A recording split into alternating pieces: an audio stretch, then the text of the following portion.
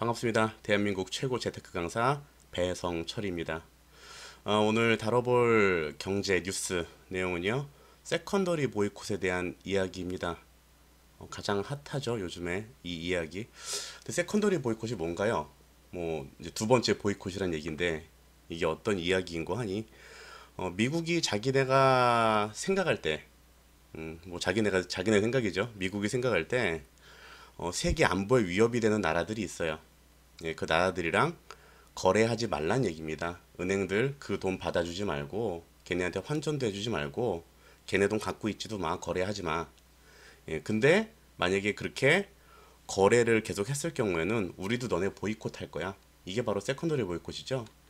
지금 같은 경우는 어디가 될까요? 지금은 가장 대표적으로 북한이 되겠죠. 결국 미국이 하는 얘기는 은행들아 너네들 북한이랑 거래하지 마, 이 얘기를 하고 있는 겁니다.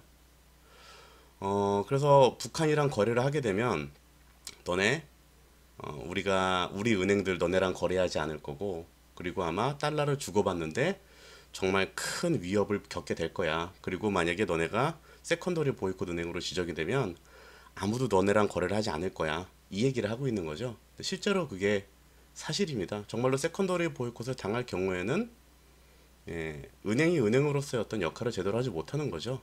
달러를 주고받지 못하는 은행이 어떻게 은행 역할을 제대로 하겠습니다. 그 은행은 정말 망하는 거거든요.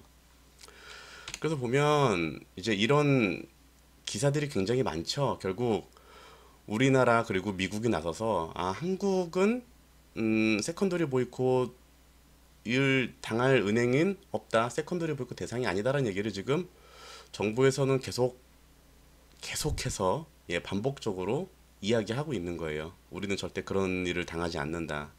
그리고 이것은 루머일 뿐이며 찌라시일 뿐이다라고 이야기를 하고 있는 거죠.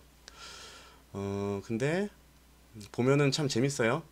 그 세컨더리 보이콧이 발생을 했을 때 우리나라에 미치는 경제 영향이 적으니 이게 발생해도 괜찮다. 뭐 그렇게 크게 우리가 손해보지 않는다. 파장이 크지 않다라고 얘기하는 기사는 없죠. 예, 그런 기사는 없어요. 왜냐면 실제로 세컨더리 보이콧이 발생을 하면, 만약에 그게 세컨더리 보이콧이 발생한 나라가 우리나라 은행이다라고 하면 문제는 아주 심각해져요. 은행이 망하는 것은 물론이고 주가나 아니면 부동산 같은 실물 경제에 아주 큰 타격이 오는 것도 당연히 물론이고, 심할 경우에는 저는 정말로 제2의 IMF가 다시 올 수 있다고도 생각을 하거든요. 우리나라 은행에 세컨더리 보이콧이 발생했을 경우에는. 예, 그래서 정말로 그게 발생한다라고 하면 굉장히 심각한 문제인 거는 맞아요.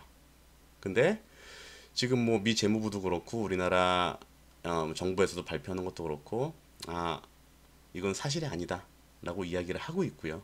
그리고 제가 생각해도 우리나라 은행이 세컨더리 보이콧을 당할 경우에 우리나라 경제가 엄청 어려워질 것을 미국도 알고 있기 때문에 아마 미국 쪽에서도 우리나라 은행을 대상으로 세컨더리 보이콧을 할 가능성은 저는 거의 없다고 봐요. 예, 물론 뭐 끝까지 가봐야 아는 거긴 하겠지만 실제로 그런 일이 있었는지 없었는지, 뭐 그리고 그 사실 확인을 해야겠죠. 확인해야겠는 거지만 그래도 저는 굉장히 확률은 낮다고 봐요. 우리나라 은행의 경우에는 그리고 오면은 정말 큰일 나요. 세컨더리 보이콧을 당하면 아주 많이 큰일 납니다. 그렇기 때문에 오지 않았으면 하는 바람도 있고요. 그리고 우리나라 은행은 세컨더리 보이콧 당하지 않을 거라고 생각을 하고 있습니다.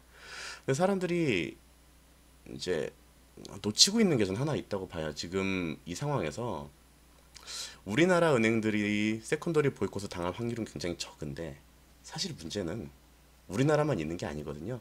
세컨더리 보이콧을 당하는 나라는 어떤 나라일까요?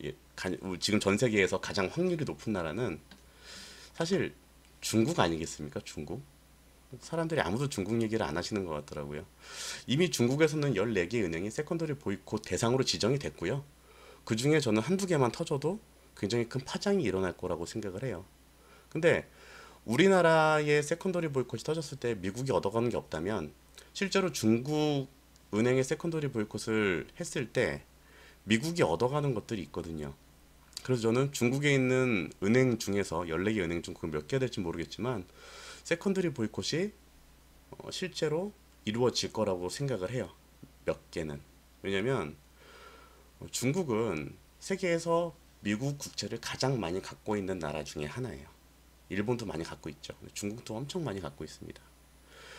만약에 미국이 세컨더리 보이콧을 했을 경우 중국 은행에, 그러면은 중국 사람들, 중국 은행들은 달러를 수급하기 위해서 갖고 있는 미국 국채를 투매하겠죠. 막 날릴 거란 말이에요, 국채를. 그럼 미국 입장에서는 사실 좋아요.